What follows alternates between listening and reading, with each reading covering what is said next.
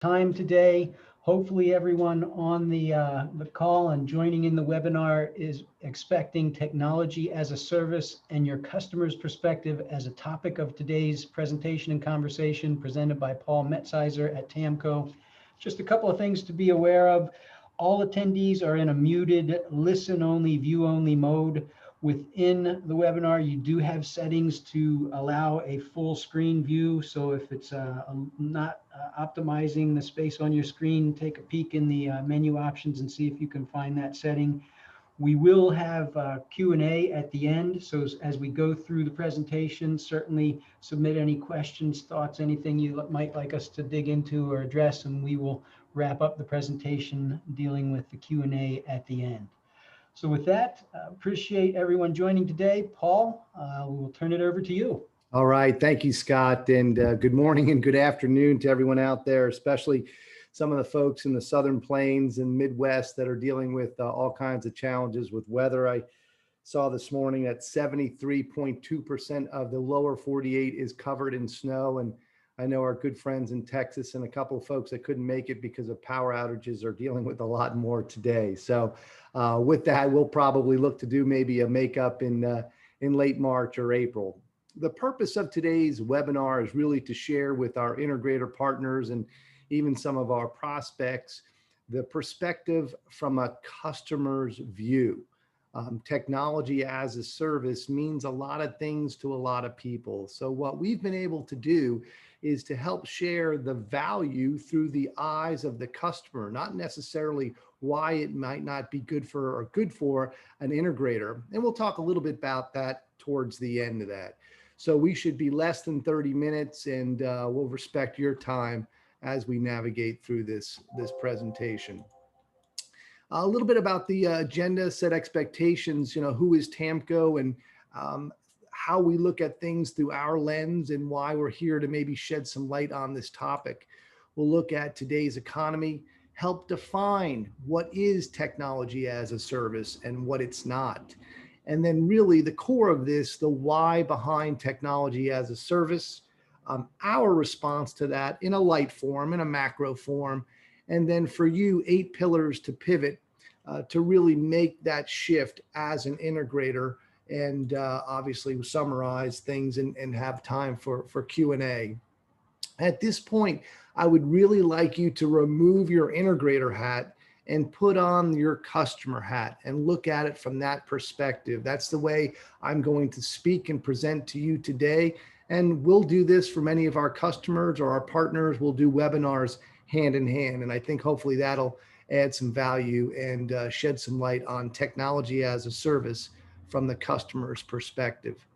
So first, from TAMCO's relationship with the integrator community, we partner hand in hand with the integrator to help deliver this as a comprehensive solution. And we've been doing this for well over 25 years, and this is all we do. We're very close to it. We listen to our customers, we listen to our integrator partners to really provide the best value for you. The first question we always have to ask ourselves and to set really the foundation for this discussion is looking at today's economy. And we ask the question, what type of economy are we living in today? And by no means are we saying, is it a recession or depression, or asking you to look at it in that light. We really want you to ask the question and answer the question, how much or how are we procuring and buying things day in and day out? And if you look at it in your personal lives and you look at it professionally from a buying and selling standpoint, arguably we are living in the subscription economy. And from a business and a commercial perspective, it started, with software as a service, and that's been around for a long period of time. And why that really took a foothold was there wasn't equipment. It was licensing. It was very natural as it relates to a service. But then comes hardware, then comes infrastructure, device, and equipment, and it made it a little bit trickier. You look at device as a service, that's the world we live in today as far as our smartphones. So the foundation really managed services. Then we had hosted and cloud technologies, and it's evolved to an as a service. And you look at all the digital mediums, the analysts, the Gartners of the world, More and more is moving to an as a service. Ownership is giving way to the usage and the utility model that's out there. So the first thing I think that we want to talk about is the definition of what is technology as a service. And if you Google this, you'll get all kinds of things. And we really like to simplify it. And I'd love to say we found this, but or we created this, we actually found it. The first one really is access or use. Access or use of some technology, product, service, or solution, not ownership and without ownership responsibilities. And that's really important. If you think about it, you cannot own a service. It's the use of that equipment, of that service, and a value in response to that. Second is a monthly payment, the expectation of no significant capital, upfront expense. Rather, it's a predictable, repeatable, manageable monthly payment. And that monthly payment only increases if you add to the service. So in its simplest form, if you have to take one picture or snapshot of this presentation, that is the definition of technology as a service. Now, what's the reason behind all the promotion and the reasons why it's gaining favor? Technology as a service. And we broke it down into 4 areas. Actually, it used to be 3, now it's 4. Number 1 is the economics of ownership. And what that does, and what we're going to do here shortly, is break down the economics of ownership within the equipment portion or the bill of materials. Second is the rapid advancement of technology and what that's done and why that's made this so prolific as it relates to a means of procurement. And then ensuring or supporting essential use and mission critical technology. And what we're talking about in the technology and the integrators and the folks that are on this call, it's either a representation of security, AV, voice, managed services, infrastructure technology. And by its definition, they all are essential use and arguably in some instances, mission critical. And then the fourth, and we just added this to the why behind technology as a service, because it does have an impact when and if and how customers will buy. Customers like yourselves that will actually make the decision or can be in a position to make that decision as it relates to preservation of capital or using excess funds. So the first one is the economics of ownership. And this is really important because it's changed dramatically, especially in the past 5 years. And technology solutions as a whole are non-revenue generating assets. They don't create revenue, they don't create margin, they don't create profit for any one organization. And because of that, they rapidly depreciate the minute after they are installed. And it goes back to the basic laws of economics. We invest, we pay cash, we use CapEx for things that are revenue generating. We don't when they're not. And a lot of the times it's confused. If it's important, therefore I need to own it. And that is giving way. The big difference between the importance and the economics. Just because it's important doesn't mean we have to own it. And we're going to talk more about that. So let's dig a little bit deeper here. And why do these solutions depreciate so quickly the day after they're installed? And a lot of that has to do with the bill of materials and the tremendous amount of non-recoverable cost. So let's talk about non-recoverable costs. It's not a term you're probably used to hearing, but you'll be able to identify with it very, very quickly. Again, take your mindset to a bill of materials, one that you've recently looked at, whether it's AV, security, voice, data, video, whatever it might be. There are things you can see in that bill of materials, and there are things that you cannot see that are non-recoverable. Manufacturer margin, distributor margin, integrator margin, you cannot see in a bill of materials or a cash price, but it's there. What you can see are the licensing, installation labor, programming, software, design, warranty, training. Those are things that automatically are non-recoverable the day after they're installed into your facility, into your office. And that is why they depreciate so quickly. And if you look at any one bill of materials and you go through it, it can often represent up to 50% of that solution that any one integrator will offer. So that's the first why behind technology as a service, and why it makes so much sense for it to be a service and not an investment. Two is the rapid advancement of technology. The manufacturers that integrators represent to you are pouring millions and millions of dollars into these research and development budgets to ensure that it will not slow down. It basically to keep up with the competition, and it embodies capitalism to devour what's on the desktop of the infrastructure for greater profits and returns to shareholders. So there's many factors that are driving this. And here's four examples of organizations and the percentage of revenue that they're pouring back into R&D, whether it's Microsoft, Cisco, Axis on the security side, or Barco on the AV side. We know today in the labs of what's being beta and alpha tested will replace what we buy in March and April. That we already know. And it has taken a quantum shift in the past 5 years.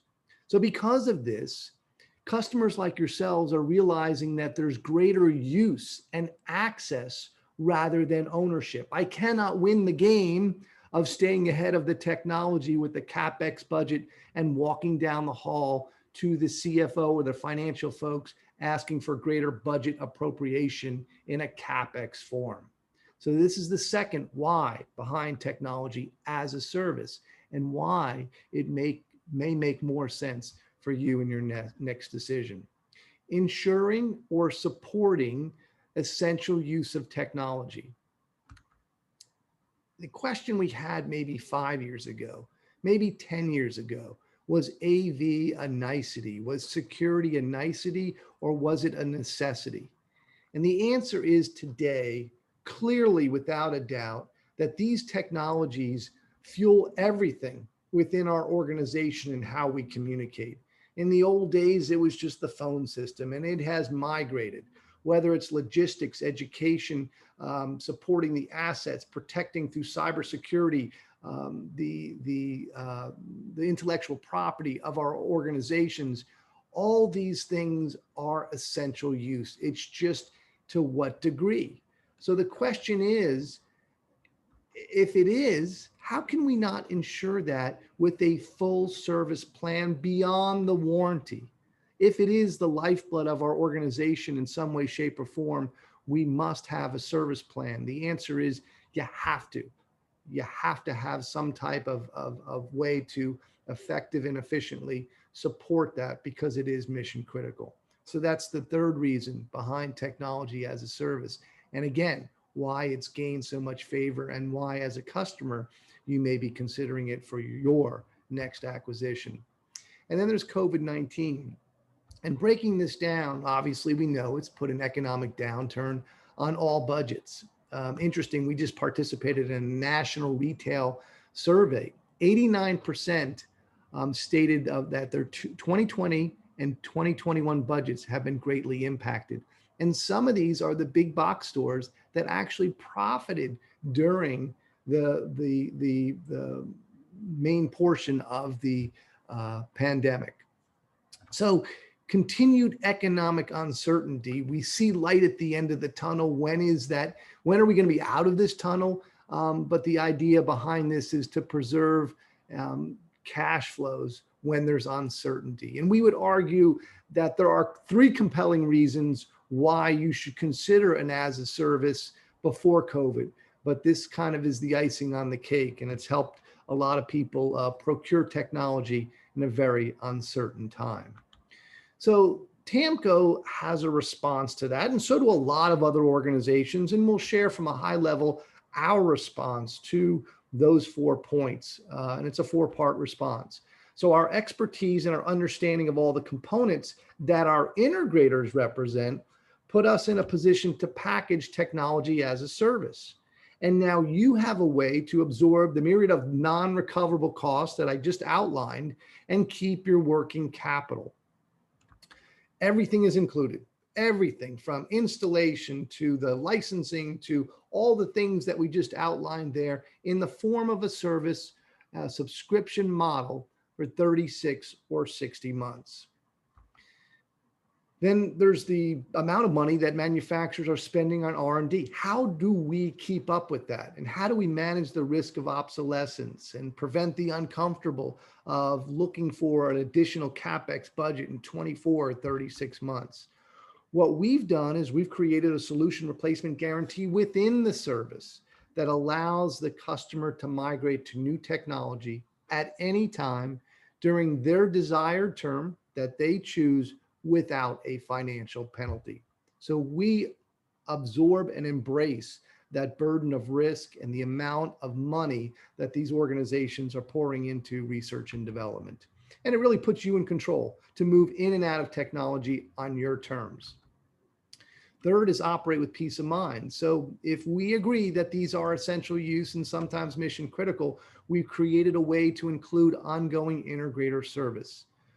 Agreements as part of the monthly subscription. So it's not just the installation, it's not just the software, the licensing, the equipment, it's also the services from these integrators with their SLAs, whether it's Monday through Friday or 24/7, it's a nice clean package and really truly represents an as a service that's out there.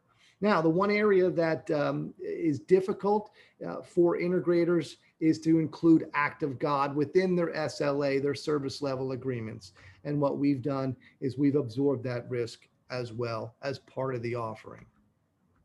And then last, address the COVID-19 budget pressure and continue economic uncertainty. So if in fact your company still wants to move forward and has a need or keep a competitive edge, you have the ability to do that without the large capital outlay that's out there. So from that standpoint, what I just want to walk through the summaries from a customer's perspective, and then we're going to change gears here. But technology as a service, we believe makes good business sense for those reasons. Look for greater flexibility, feasibility, and control compared to the old way of CapEx when you're looking at technology as a service. Keep your working capital more so now than ever, and invest in revenue generating assets, something that's going to give you an economic return. The technology is vital. It will make you more efficient, but it is not a revenue generating asset. Two completely different things there. The subscription consumption model has moved into all technology sectors. And the as a service, if done properly, allows you to integrate that equipment and as technology evolves, move in and out. So embrace and overcome the dynamics of today's technology solutions, and ownership is counterintuitive to today's market drivers. So that's it from a customer's perspective. And for all the integrators and partners that are on this call, I now want you to switch, take off your customer hat, put your integrator hat back on. The main reasons you're on this call or interested in an as a service, one could be to build more recurring revenue. We hear that all the time. Paul, we want to take our service take rate at the point of sale from maybe 1 out of 10 to 6 or 7 out of 10. We all know after the pandemic, if we haven't known before, how valuable recurring revenue is. The pipeline just shut down for a lot of us during that time. Most integrators sell cash. So making this change, this transformation, is truly a pivot.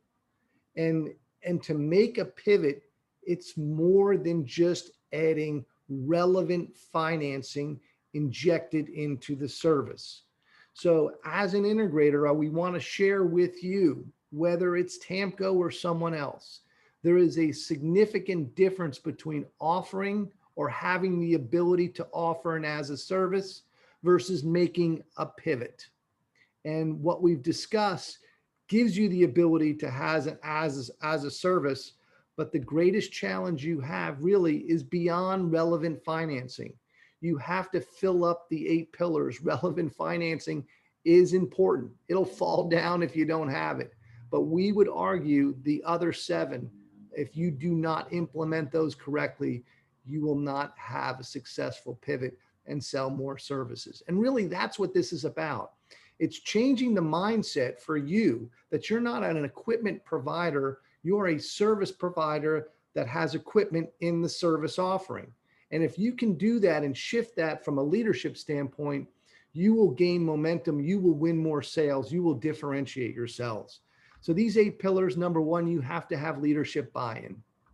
2, you have to have the support to stand behind the promise of value, the SLAs, the response times, the ability to price up services consistently, productize multi-year service.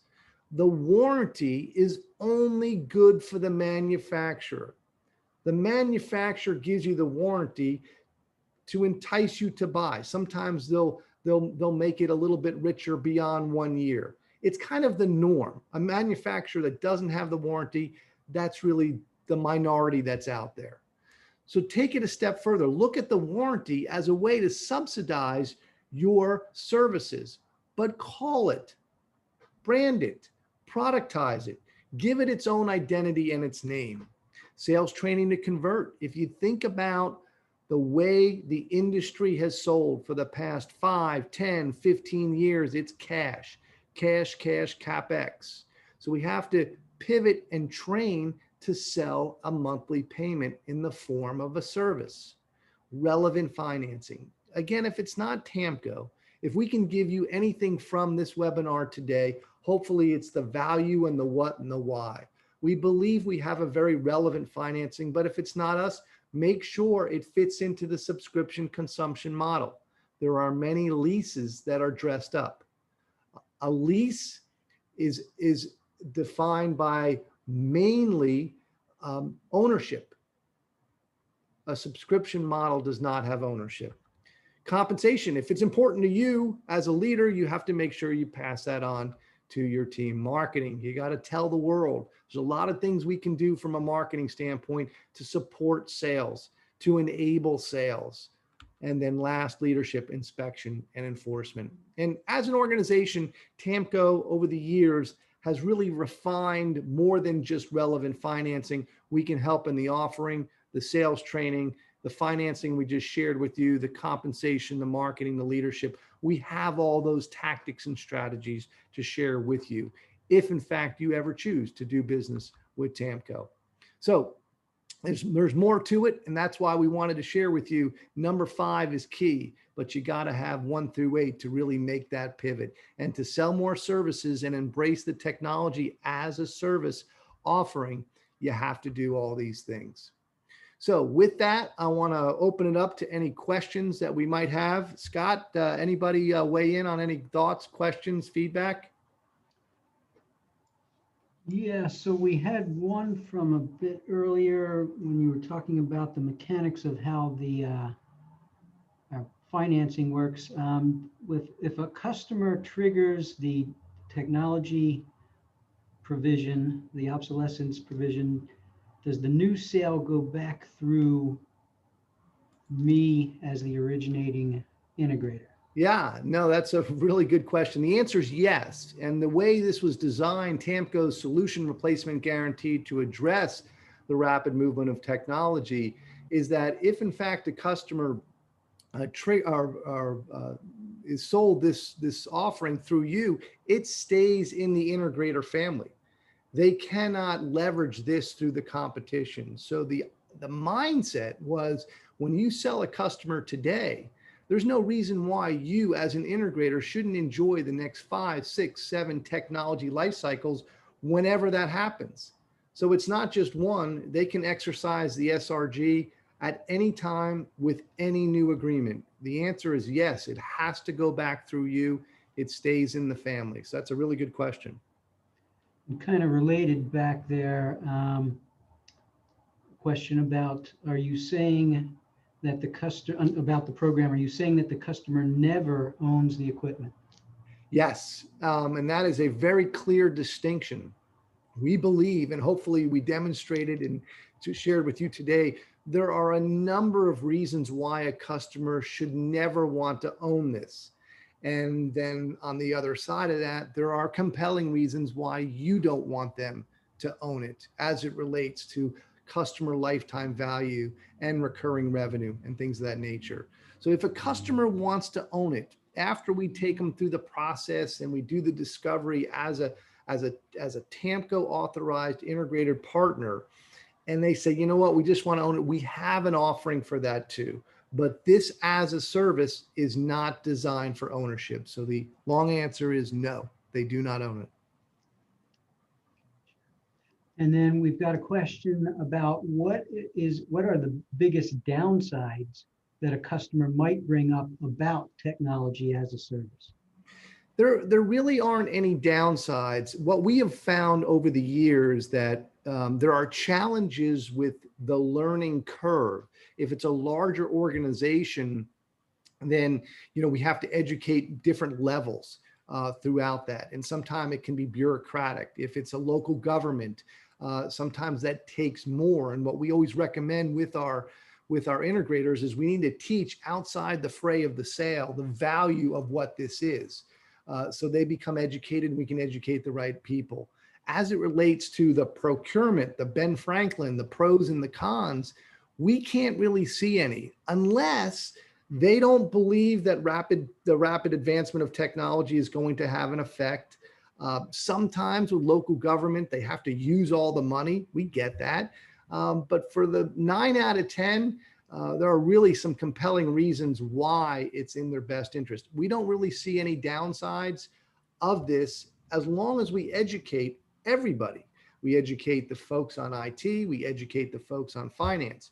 We'll hear often people on the IT side, well, I don't care how my finance folks want to pay for this as long as we get it. Well, the IT folks or the business people can influence the finance folks by educating them on those 4 reasons that we mapped out why technology as a service. So I know that there was a lot of different answers there, but there's really not one particular downside that we see day in and day out, especially in the last 3 or 4 years. Good, good. And then we've got another question with regard to the 8 pillars. Does TAMCO provide help with training, customer calls, marketing, the variety of elements that were described there? Yeah, so we spend a lot of time in that. And again, that we wanted to focus on technology as a service from the customer's perspective. But the reason we shared the 8 pillars is that training is vital. So we've created a blueprint, a 4-step process really to help tenured sales representatives and professionals, new ones, how to position it, what to say, what not to say. And then we'll also give them, as an authorized partner, they have access to a professional support person here that actually jumps on sales calls with them so they can hear it and see it. And the marketing is equally as important there too, Scott. Part of that question, part 2, is we actually will do proposal integration to make sure the vernacular of the technology as a service is aligned with the offering. Most of the proposals today have the vernacular at the beginning, in the middle, and the end, not necessarily the pricing page, that speak to CapEx. So we'll be the first ones to honestly share, you cannot have both in the same proposal. You have to have a technology as a service and then your traditional one, but make a recommendation. Don't just give them the buffet line. We don't care if you have A or B. Make a recommendation. And when you make that recommendation with technology as a service, with all that training and the marketing and the content, that's how you differentiate yourself. That's how you capture multi-year maintenance at the point of sale. Very good. All good questions. Anything else, Scott? That is the last one we have. Excellent. Well, hey, we really appreciate everybody jumping on today. Hopefully this was of value. If you want to learn more details, we respect your time. We also recognize that through the pandemic, we were over webinared. So we try to minimize these to 30 minutes and honor the clock from that standpoint. So on behalf of everyone at TAMCO, thank you for your time today. And please reach out to Jason Lowry there. His contact information is below, and we'd be glad to see if we can help you out. If we can't help you out, we'll let you know too, or at least try to steer you in the right direction. So thank you very much. Have a great day, everyone.